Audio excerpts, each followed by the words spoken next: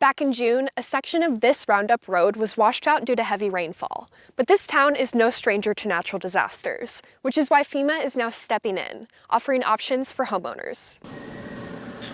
It's a serene place to be. Linda Newman has seen her fair share of activity outside her Roundup log cabin, a cabin her father started building back in the 80s. A lot of deer over on the hill over there, and elk. We've seen a bear across the road, and yeah, turkeys. But it's not just wildlife. She also sees the occasional natural disaster.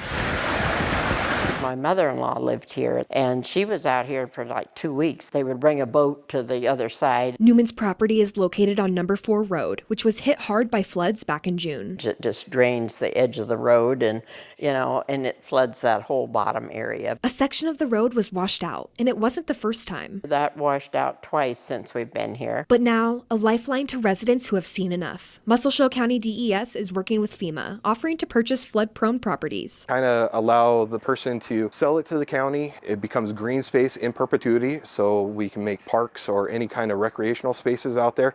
But it allows these people that are in these flood-prone areas kind of out. To be eligible, DES says property owners must meet several criteria. They have to have a substantially damaged structure, and the property must include a primary residence or business and be in a floodplain. If they're in a flood zone, it's really hard for them to develop their property, to sell their property even, because of all the restrictions that are in place in flood zones. It's not the first time FEMA has stepped in. The last time we did this was approximately 6-7 years ago. The county purchased 37 properties in the wake of that flooding. As for interested residents this time around, only time will tell how many will end up participating. Oh, I would keep it here. The people that I know that are in the floodplain, I think they're kind of tired of being in the floodplain. In Roundup, Kelsey Boggs, MTN News.